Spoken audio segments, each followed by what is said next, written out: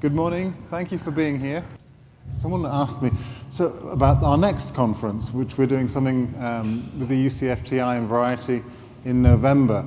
And they said, are we going to get some really high-profile speakers? And I said, it's a little bit early to say, but we do have a really high-profile speaker today. Our opening keynote, David Linde, who is currently CEO of his own company, Lava Bear Films, formerly chairman, let me get that correct, of Universal Pictures. I think I knew David from Focus Features first and from Good Machine, and maybe even from Miramax. I mean, David's had a lot of jobs, but they have actually, there's been a common thread, and what that common thread has been David's relationship with China. David's produced, I think we calculated 14 films in China, or with Chinese partners and filmmakers, including 6 with Zhang Yimou. So that's probably more than most Chinese filmmakers have made. So David is eminently qualified to talk about this subject. And, you know, I've got a lot of questions for him. And some of them we will pick up from previous conversations, and some of them will maybe feed into the panel discussion that's going to come next. But, you know, I'm going to ask David the kind of most awful overview question, first of all. How do you see the Hollywood-China relationship today, and how do you see it having evolved over the time you've been involved with China? Well, I think that I think the relationship right now is one of exploration and learning, right? I think that the market, which is what drives Hollywood's interest in China at the moment, is obviously developing immensely rapidly, right? I remember 3 years ago when somebody said to me, you know, pretty soon a movie in China can do $100 million. And that should be in about, 3 years. Well, 3 years later, a movie in China can do $350 million or more dollars. So the increasing importance and rapidity of it is almost unbelievable. But I think it's also a market that has its very distinguishing characteristics. It's a market where access is limited and requires a lot of understanding and cultural sophistication. And I think that from a perspective of the Americans, whether they be the large film studios or independent producers, people are trying to understand the market as best as possible. They're trying to figure out how can they take a role in it, or how can they participate in that market. Because the simple reality, if you want to be a film or television, if you want to be involved in creating content, is access to the Chinese market. You'd be foolish not to recognize the importance of it. So, yeah, the numbers are, yeah, but it may be the obvious to you. Yeah. But you're a former studio head and someone who's deeply invested in the Chinese business, so you know that view counts. Thank you for that. How did you actually become involved with Chinese production in the first place? Well, I started out in many moons ago. I started out in the international sales and distribution business, and first at Paramount Pictures, and then ultimately at Miramax Films. And in doing that, I was selling movies to independent distributors, including in Asia, which was, when I was significantly younger, my territory. And I began to develop relationships with the local distributors. And a lot about the way the distribution community works overseas is often distributors are also producers. Yes, they are. And so I think as early as the early 90s, I began to sell films to Hong Kong and Taiwan because China was not an accessible market. And just began to build, friendships and relationships with the people who were distributing our films, and that gave me the chance to really, sort of get some sort of beginning sophistication about Chinese perspectives and Chinese interests, which was interesting to me in the first place. And then I ran acquisitions at Miramax Films for a couple of years. And in doing that, I had the great fortune of buying a film called Farewell, My Concubine, which was directed by Chen Kai-ge and was financed by a Taiwanese investor. And the film won the Palme d'Or in Cannes, or shared the Palme d'Or in Cannes, and went on to, was nominated for an Academy Award for Best Foreign Film. And that, in those days, one of the great things about Miramax was that you were allowed to sort of take, you weren't just buying the movie, you were taking part in the movie. Right. And you were allowed to do that as an executive. And so I began to take part in the presentation of the film, which meant spending time with Kaiga, spending time with his investors, and I began to get sort of a bigger sort of exposure into how they went about making this movie, and which was fascinating and really great. And those were sort of the two key things, because then as my career went on, what happened was I had developed a very close relationship with a guy named Bill Kong, who is a very good friend of mine and owns a distribution company in Hong Kong called Edco Films. And as China began to open up, Bill began to move into the mainland. He began to produce movies in the mainland, and he and also distribute movies in the mainland. And we had a close relationship. And we, at my next company, which was called Good Machine, which had a very close relationship with Ang Lee, suddenly this relationship began to connect through actually making movies together. And Bill and I and my partners at Good Machine produced Crouching Tiger and Lost Caution and several other movies. And so the relationship began to blossom, and to the point where it wasn't just Ang Lee movies, it was we began to do things like sell movies for Bill. So that's how I got into the relationship with Zhang Yimou, and through Bill. And not to bore everybody to tears, but basically what happened was my own experience and my partners in China own experience began to develop, so that we began to learn how to work together, and how we began to bring things, we each brought very specific assets to each movie that we worked on, with the goal always being that the film have a worldwide profile. Right? So we brought production and development expertise. They were obviously the local experts, and they had the local relationships, and they knew how to produce movies in China. And we started building films that had real profile all around the world, including everything from obviously Crouching Tiger, but to Yimou's Hero, to a film that we loved called Jet Li's Fearless, that Ronnie Yu directed. And we created a real business, but it was a real global business. So you're kind of the balancing element to Bill's Hong Kong Chinese expertise, is that it? We're yeah, I think so, because we approached it from a global perspective. What we were trying to do was to make really distinct Chinese movies together that also could find access around the world.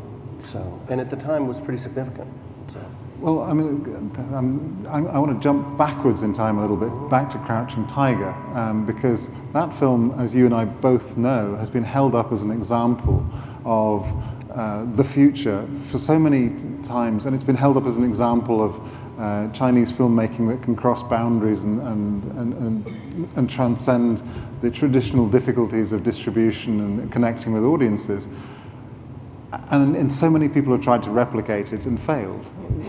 So what did that film have those characteristics? And if so, why has it been so hard to make others? Well, I think that people, one of the great learning experiences, particular for Westerners, right, is going to be about finding and understanding material that is intrinsically Chinese, right? And in my case, I have a big focus on trying to turn Chinese films into films that have a worldwide market. But to understand and appreciate things that are intrinsically Chinese, because the reality is that Chinese culture and perspectives and tastes differ from Americans and Europeans and things like that. They're just different, right? Just as most French movies don't see the light of day outside of France, because the French tastes and perspectives are different from people around the world. So I think that the beauty of Crouching Tiger, and it is a good lesson for everybody, was this was a story that Ang Lee remembered from his childhood, effectively, right? And it was one that he was quite, and I'm not, Ang Lee is a very special person, so we all know we can't replicate Ang Lee all over the place, but But the way that we went about it was, I think, a good lesson, because this was a story that was very close to him. He had thought about it for many years and about the way to apply it as a movie. It was important for him to go back to China to make a movie. And he came upon this idea, and he brought it to us to develop it. And it was a pretty, you know, not a hugely long period, but it was a pretty interesting perspective, because I was at Good Machine at the time, and we had my partner James Schamus was Ang's writer, American writer at the time, and they initiated a process that was literally, James would write the English version of Crouching Tiger. It would be sent to a writer in China who also worked closely with Ang. It would be translated. The writer would then do the Chinese version of the movie. It would come back to New York. James doesn't speak Chinese. It went back to New York, was translated by a translator there. James would do another version of it, right? And it would go all the way back to China and back and forth until Ang was happy with the version of the movie that we wanted to make. And you know, it's a real balancing act, but I use it as an example and spend the time on it because it benefited the movie through its entire life, right? So what happens when you're doing that is not only did we create something that, you know, I think we all think was pretty special, but that process was intrinsic to the making of the movie and everybody's understanding of what it was that they were trying to accomplish, right? But also post-production, right? Because the people who were involved in post-production had lived through the development phase, right? And then, I'll take it a step farther, it was important in doing the subtitles, right? Because the subtitles of the movie in Chinese, the English subtitles, are not in a literal translation, right? You can't possibly, you'd have so many subtitles you wouldn't be able to read the movie, watch the movie. But it literally was an incredibly organic experience, and to a certain extent we were learning on the job, right? And I think that that's an attitude that you have to try to take, right? Is that there is no magic movie or idea. What it's about is trying to find collaborators who bring perspectives, collaborators, friends, peers that you trust and believe in, and work your way through a process that balance can be found, right? What I don't believe is I don't believe that you can take things that are intrinsically American or intrinsically Western and essentially shoehorn them into a Chinese perspective, right? I think it's inorganic. I think it borders on the rude to a certain extent, and it's also not the way that good films are made. And for many years, that film was held up as an example of how Chinese language movies were going to become the global currency. It didn't happen, and I wonder if you could sort of help us understand why that was the case. But also, maybe now is the time. Well, I think that if the code can be cracked, right, and certainly we're working on it, and we have several movies that are Chinese movies. I think that Patrick and I were talking about this beforehand. There was this fantastic renaissance really in the 90s and the early 2000s of Western audiences really, and by the way, at the time the Chinese market was tiny. Tiny. You know, Crouching Tiger, I think Crouching Tiger grossed under $5 million in China, and Hero, which did well over $125 million in the West, grossed about $25 million, right? So it was almost inverse to where we are today. But I think the beauty of that period was there was an immense amount of interest in Chinese perspectives, right? It was a sort of an unseen gem or gems that were sort of emerging into the world with these filmmakers like Kai Ge or Yimou or Hu Shaxian or Ang or people like that who were bringing very distinct both perspective of filmmaking and stories. It's really exciting. People were excited about it, right? That has. And by the way, those are largely auteur-driven dramas, right? With some action thrown in, and these great dramatic filmmakers. That period passed, right? The business became a little saturated. or the world became a little saturated, people's interests moved over.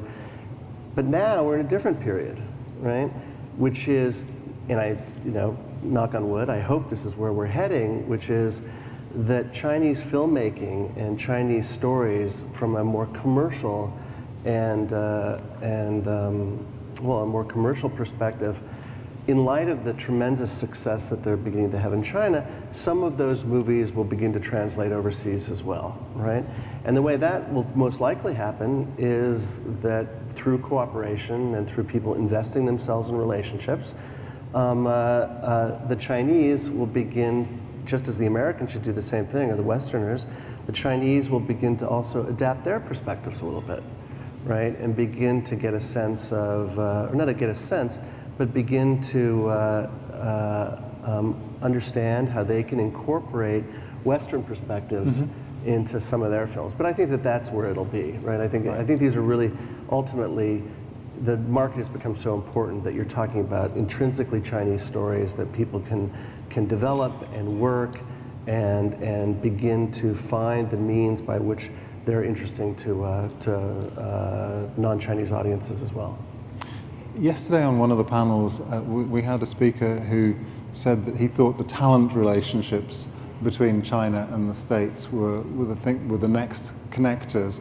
And I'm asking you this question because Flowers of War had Christian Bale in a leading role in a Chinese language, predominantly Chinese language movie. Do you see the talent as being the next connector, or is this being driven by the big corporations who see money on both sides of the Atlantic, both sides of the Pacific? Well, I think both. You know, I think that the big corporations, the studios primarily, obviously recognize how important China is, and they'll make an increasing investment in trying to participate in the market, right? And the best way to do that is through material that appeals to the Chinese as much as possible. So that means getting into Chinese. I mean, Warner Brothers and CMC just announced their deal the other day. Yes, they did. So it amounts about investing into real and bringing expertise, not just cash, into Chinese productions. So I think that's an exciting development. I think from the talent perspective, it's. I'm going to go back to the same thing. I think it's story, I think it's story. I think it's about, in the case of Christian Bale, Christian was interested in working with Imo, right? I mean, Matt Damon is in The Great Wall. I think Matt was probably interested in working with Imo, just as actors are interested in working with acclaimed filmmakers, right? It's challenging to them. It's motivating. It's the opportunity to do really unique and strong work, right? But I think that at the same time, what should happen, I mean, I had a mentee from UCLA a couple of years ago. Is that the right word, mentee? Yeah, I think so. From the UCLA Film School. And for a variety of reasons, he's not from the US, but he didn't have his visa and he couldn't stay here. And so he was, sort of consulting with me about, okay, well, what do I do? I've got a producer, I've got an MFA in production or whatever it is from UCLA. I think I'm a smart person. I want to work in films, but where do I go? I can't. It's difficult for me to go back to the UK because I haven't lived there for 4 years. And so I suggested he try China, right? And I said, look, I'll make some introductions to you and things like that, but you actually have expertise, right? That is a developing expertise in China, right? You have expertise in how films are made, developed, produced, made in America, and maybe you'd be interested in working in China. Well, he's now working in China, Interestingly enough, not with somebody I recommended, but somebody that he went out there and found, right? And he found a company to work with, and he's making Chinese movies, so which is kind of exciting. So. That is exciting. That's quite daring. Flowers of War is a film that worked tremendously well in China. It was one of the $100 million movies in China, and really not very well in North America. What are the lessons you take from that movie? Well, those were practical reasons. It's not that Flowers of War would have been a huge film in the United States or the West, but it was purely its limited profile in the West was unfortunate, but it was all about timing, right? We started shooting the film in February, and it was released in China in late September in order to qualify for the Academy Awards, right? It had a small platform in September, and then it went wide in December. And we weren't able to approach distributors for the film until November. Yeah. Right?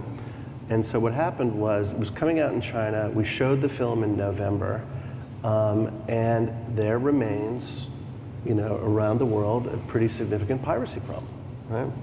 So the problem that we had was, and by the way, all the distributors who distributed the movie, worked really, really hard on the movie and did a very, very good job, but the movie was in the market before it was actually released, right? So here was an intrinsically Chinese movie. By the time we could actually, finish it, sell it, deliver it, wasn't until early the following year. And by that time, the movie, which was a gigantic hit at the time in China, had essentially found its market illegally. Illegally, right? Yeah. And it's a perfect example of the way that these things work, is that we platformed the movie in LA and New York in December, right? Because we literally sold the film in November. We rushed really hard, got posters, trailers done, everything like that, got into theaters in late December, and I can explain the timing, but it relates to the Academy Awards. But didn't have enough time to prepare for a lengthy release, right? So it came out for 1 week in December to qualify for the Oscars. Then it came out again in January, right? By the way, again in just a couple of theaters, right? And this is a traditional way of releasing movies at the end of the year. Did gangbuster business in LA and New York in December. Everybody was incredibly excited. Played for a week, right? Really, really good numbers. Then a month later, came out into the exact same theaters, right? And did nothing, right? Not nothing, didn't do very much, right? Why? Because one of the core audiences, this is an intrinsically Chinese story, albeit with Christian Bale in it. They'd seen the movie. They'd seen it. So. Piracy, but also quotas and censorship and regulated release windows, and typically structural things in the Chinese market which worry Hollywood studios. Do you think, when you're looking at movies and production, do you focus on those, or do you try and look beyond them? Well, I wouldn't say I focus on them. I take them into account. Yeah. Right? I would be stupid if I didn't. So it's, look, what we're trying to get involved with, for instance, we are when Bill and I are, for instance, working together on a movie that a Chinese movie that he asks us to get involved with, right? There is a very, very, there's a very distinct conversation between us about where we see the opportunity, the kind of movie that we would like to make, and does it have a market in China, and does it have a market outside of China, right? And he doesn't need me if it's purely a Chinese film, right? Nor do I need him if I'm making a movie that doesn't have any viability in China. So we get to then take part in the development, sort of in the same way that we did Crouching Tiger, but one of the beauties is we educate ourselves, and it's a constant education because everything is moving so quickly, is to watch and see how it goes through the censorship process. And that's a very careful, very distinct process that goes through various steps of both development and production to make sure that you're going to have a movie that's going to ultimately be released in a meaningful way, in a real way. And so we absolutely take into account, and we learn a huge amount from it, right? Because there's, what I would call very subtle distinctions. Well, they are very subtle distinctions. I don't need to call them that. The very subtle distinctions of everything from tone to character to narrative to everything that is complex and difficult for Westerners to really appreciate and understand. And we learn a lot about that process. We learn about certain things that seem like they should be okay, but maybe aren't, right? Or vice versa. you are now an independent again, and your company is backed by a large Indian conglomerate, not a Chinese conglomerate. Are they supportive of your Chinese ways? Oh, absolutely. You know, I have. He's talking about Reliance. That's right. Sorry, I should have mentioned Reliance, the name. which is an Indian company, and has various investments in Hollywood. Absolutely. You know, they invested in my company. I made a decision that after, you know, for those who don't know me, I've been everything from an independent I've been I've big independent companies, small independent companies, studios, and production. And I've done all four throughout my career. I made a decision that I wanted to get back into production and own my own company. And Reliance came in as an investor. But they understood that what we were trying to do was very distinct things that we believed in on a singular basis. We're not a company that's making four of the same, you know, we're not manufacturing movies that all feel like they're targeted for a very specific audience. We're making movies that we believe in on a singular basis. So, you know, we have a big science fiction movie with Denis Villeneuve that's in post-production that Paramount Pictures is releasing domestically towards the end of next year. And then we also have our Chinese movies. But each one specifically interests us, and they knew that from the very beginning, and they've been very supportive. Got to ask you, Reliance has pulled back some of its investments in the movie and entertainment business. Do you see them having a long-term commitment to the international business? Well, I think that they're you know, for a company, they've got three pretty viable investments in Hollywood, right? They're invested in DreamWorks, they're invested in IM Global, the sales company, they're invested in Lava Bear. We're making, you know, to use us as an example, we're making 3 to 4 movies a year, right? You know, IM Global's a very, very good sales company that's also making movies as well. So it's a pretty significant investment already. So that's a yes. Yeah. That's a you know, these guys are supporting these guys are absolutely invested in 3 real companies. So. You and I did a conversation. We were part of a larger panel in Toronto a few weeks ago. And more than just you and me. More than just you and me. One of the phrases you used there was that China may be leapfrogging Hollywood, and I think you got quite a lot of attention for that. What did you mean by that? Well, it was in reference to reaching audiences and how distributors reach in China are reaching audiences. And it was what we're seeing, right, is and by the way, it's not replicatable. It's what has happened is that the Chinese distributors are responding to their market, right, which is obviously very mobile based, right, and doesn't have the same kind of, you know, for instance, television value doesn't have or television advertising simply doesn't have the same reach or resonance in China that it does in the United States. So, and in terms of technology and the way especially clearly it's a very large country, so you have a lot of people that you can approach and communicate with in the first place. But what's happening is that the market is developing so rapidly, right? Is that you're developing almost simultaneously. What we perceive as producers, right, is a different sort of marketing environment developing simultaneously with this very fast-growing exhibition and theatrical market. And it's enabling the distributors to take advantage of that in a very significant way. And of course, it also gets back to Chinese tastes and interests and things like that. And so what I meant by that was the American distributors are still largely beholden to legacy presentation, right? That's American tastes. It's not, you know, they're approaching, attacking, you know, reaching out to the audience in the way that Americans like to be reached out to, right? The Chinese have the advantage of a much more direct contact, right? They can catch people's attention in a lower cost, very, very fast way And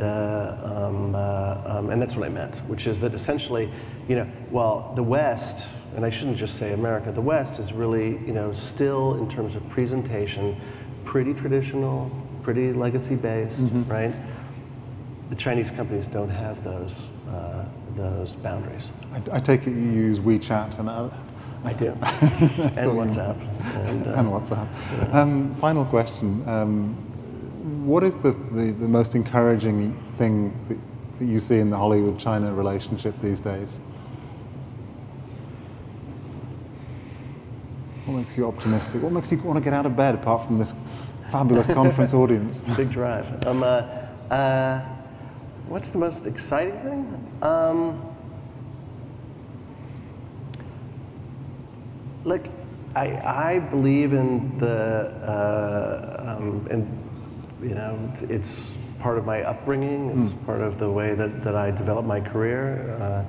I believe in movies, right? And I believe in their power. I believe in their commerciality, but I also believe in their resonance and the value that they give to audiences, right? It's a unique, we all know this, right? But it's a unique art form, and it's one that's tremendously resonant to people. And the fact that suddenly we have access, and that access will increase for both Chinese filmmakers. By the way, it's just as important for Chinese filmmakers as it's a lot more important right now for Chinese filmmakers than it is Western filmmakers, because they have greater access, right? But the fact that suddenly there was something that wasn't there, right, that we couldn't be part of and that we couldn't take part in, and now we can, is exciting, right? It's one of the great things about the film business is that the film business changes and it creates new opportunity for artists, right? And so that makes me excited. And it makes me excited that, yes, there are challenges and it's sophisticated and complicated and all those very good things, but it's good. It's a good thing. David, thank you very much. This was super interesting. Okay, thanks.